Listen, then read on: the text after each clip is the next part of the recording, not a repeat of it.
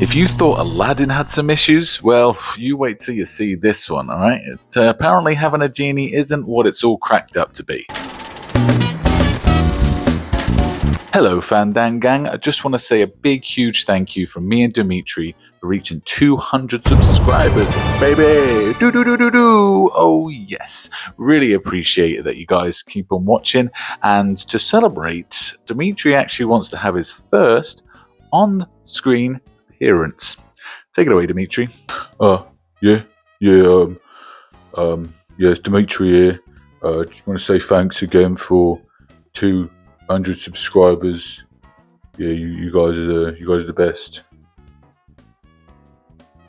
As you can tell, he's ecstatic. I mean, that is him actually happy, to be fair. So yeah, and do you know what? We've made a little agreement that if we get to 500 subscribers, then maybe he might just do something special for us. Isn't that right, Dimitri? What was that? Shit a man's and clap? No, you didn't say that. No, he's not going to do that. He said that he would drink a gallon of milk. That's right. So if you want to see Dimitri guzzle down some milk like a little piggy, then keep sharing and liking and commenting, and tell your nan and tell your sister and tell your brother's girlfriend's sister's brother or your cousin's ex-fiance. I don't know why you do that, but hey, it all helps, okay? Please share the love. Hello folks, I'm Ray Fandango from Ray Fandango Talks Movies, and if you love movies, well, you've come to the right place. Now, I know most of the films that I like to review are quite niche and maybe old for some people, but hey, I like what I like, alright? And if you're a little freak like me, then I know you like it too. And maybe one day I might do a popular one. Maybe. But not today. So, sit back, relax, kick your feet up, I'll put the kettle on. What do you like? Tea? 2 sugars? I know you, don't worry. If not, I've got a can of Monster. I know some of you be guzzling that. Yeah, that's right, I'm looking at you, guzzling all that caffeine, all that sugar. Well, I'm going to stop judging, because who am I to judge, alright? You do you, boo. This week's movie is from a TikTok account that I follow called Tales from the Shelves.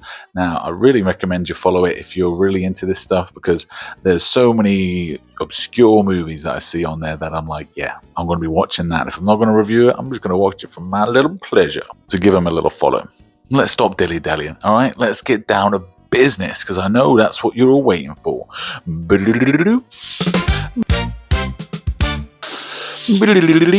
Okay then folks, so this week we are looking at a 1987 horror called The Outing, aka The Lamp. Apparently Americans called it The Outing and we called it The Lamp. Now, The Lamp makes more sense than The Outing, because isn't anything an outing? You know what I mean? Like, as long as you're leaving a premise, then it's an outing, isn't it? Do you know what's quite ironic is that they actually are in a museum, so technically they're not even out. But I don't know. We're going to go with The Outing because that's what I saw it first. So, but it is called The Lamp somewhere along the line. Online, it says that it's horror/crime. I don't know where they're getting that from. I think the only crime that's committed is the bad acting. Am I right? The overall premise of this movie is that there's a haunted lamp, a spooky lamp that murders people pretty much. There's a bad genie that lives in it and bad shit goes about, alright? If you're the owner of this lamp, then things are gonna go badly for you. And this museum gets it, right? There's a curator and his daughter who basically mess about with it, and then the daughter decides to have a sleepover at the museum, and well, it seems to go badly from there. The genie basically takes over people and starts murdering anyone and everyone. Let's start with the stats. We have a director of Tom Daly. Now, that's not your Olympic medalist diver Tom Daly. That's some old guy probably now called Tom Daly. The runtime is 1 hour and 25 minutes, and thank the Lord.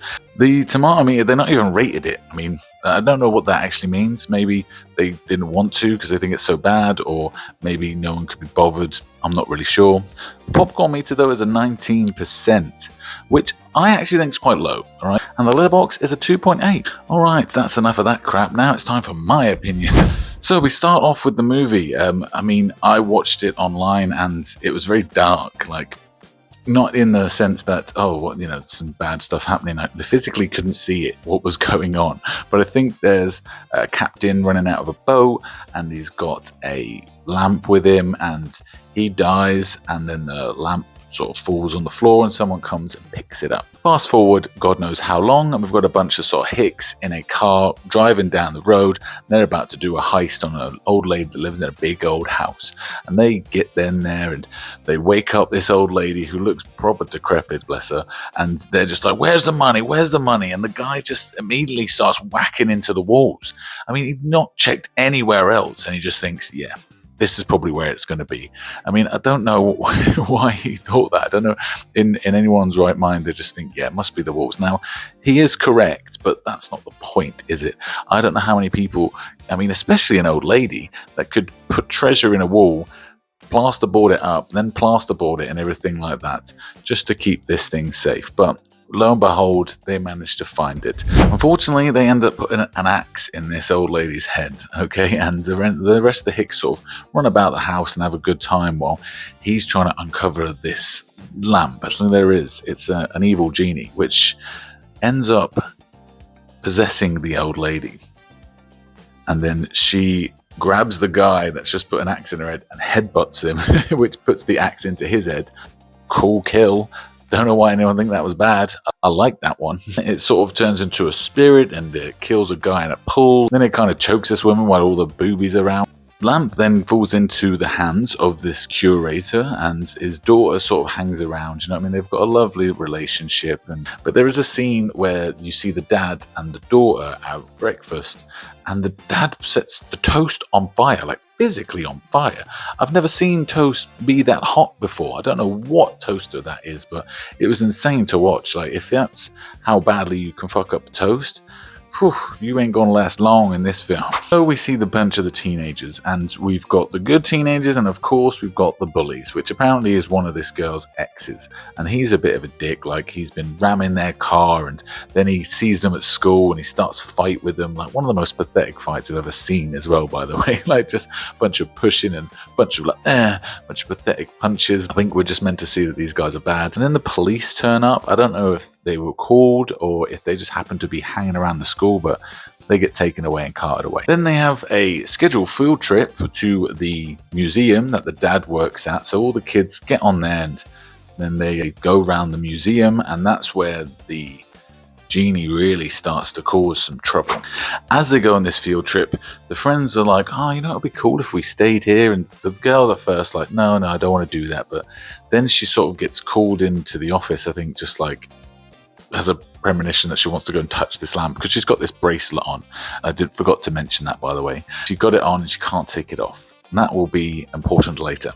But as she touches this lamp, basically it looks like Snoop Dogg be hotboxing in that place because just smoke appears. And she gets possessed by this genie, and she sort of changes her whole personality. Like, she was this lovely, bubbly girl, and then she's just like really cold and stone. And she's got 4 friends there and her boyfriend, and none of them think that she's acting weird, which I don't know. I don't believe that. I think if my missus was acting completely differently, I'd be like, look, are you okay? Look, should we take you to a doctor or something? Because it is quite a drastic change. They do use some sort of Evil Dead camera angles where there's sort of this spirits going through the museum. You can tell something's nasty afoot, and I quite like that. But it was just sort of copying Evil Dead at the end of the day, wasn't it? Which this film is far from. The possessed girl has managed to sneak her friends into this museum, and then as soon as that happens, she gets unpossessed, and she just sort of goes, oh, how did I get here? And they're like, you brought us here. And she goes, oh yeah, of course. Like, just acts like it was nothing. Then next thing you know, they're also having a laugh and a joke, and she just forgets that she was possessed. Right, by the by, one of the girls gets a bit of beer on her, and they all laugh like it's the funniest thing in the world. And it's like, God, it was really sad back then, wasn't it? Like, they really didn't have much entertainment. But she decides that she needs to go have a bath. So her and her boyfriend go off, and that's where one of the first deaths happens. In this room, they've got samples of snakes. The boyfriend sort of goes out of the ray, and snakes sort of come alive, and he gets folded in half. Like, his legs are like literally behind his head, which again, I thought was pretty cool to see. Right, we don't actually physically see it happen, but you just see him like crumpled up with his his legs. And then the girl ends up getting bit by all these snakes that sort of come to life. She gets absolutely fucked up. Like, they keep biting her and biting her until she just like falls on the floor naked. And one of her friends comes to find her, or gets a beer actually, and he sees them and he sort of stood there going, oh, like in shock, I guess. And then the snake sort of slithers up his trousers and I guess bites his dick and poisons him, so he dies. That was a bit sad, to be fair. That was a very sad death. Like, felt very avoidable, if I'm honest. Like, he should have seen them, freaked out and ran, or he should have felt the giant snake crawling up his trousers. This whole time as well, the ex-boyfriend and his mate have been sneaking in and they want to really mess with them, so lock some of them up, and now they're going to mess with the girl who's all on her own, and they've got these helmets on, and the genie comes and he tightens the helmet of one of the guys and like crushes his head and then twists it round, and the other guy just sort of gets a mask stabbed into him, which, yeah, it wasn't as good, but it was cool to see that girl and her boyfriend are running around. They've realized that all their friends are dead, and there's this mummy that we see earlier on, and the genie possesses the mummy, and the guy sort of swings his hands somehow in front of this mummy's mouth and it bites him, and the mummy chews off his fingers and then sort of farts out some smoke. And then finally we get to see the genie in the flesh, and I like the look of this genie. Okay, yeah, some people will be like, oh, that's terrible, that looks like a toy, but I don't know, like, it's, again, I love practical effects and love the tangibility of it, and yeah, you can sort of see that's kind of an animatronic, being, but it's one ugly little shit, I tell you that much. But it was cool to see it, because then this thing just starts chasing them around the place now. Dad's turned up now, and I think what happens is the girl at some point had said that she wished that her dad wasn't alive, while she has this bracelet, and that means she's the keeper of this genie. Her wish is his command, but it doesn't make sense why he killed all of her friends before he killed her dad. Like, maybe it was a ploy to get her dad there, but ultimately it didn't really make sense why that happened. But yeah, her dad gets gone, so the genie fulfills that. And then the whole thing, how you finish it, well, you've got to burn the lamp. So she destroys the lamp, and there you go. Who's alive? Well, it's her, and then her dad's missus, who's actually a teacher.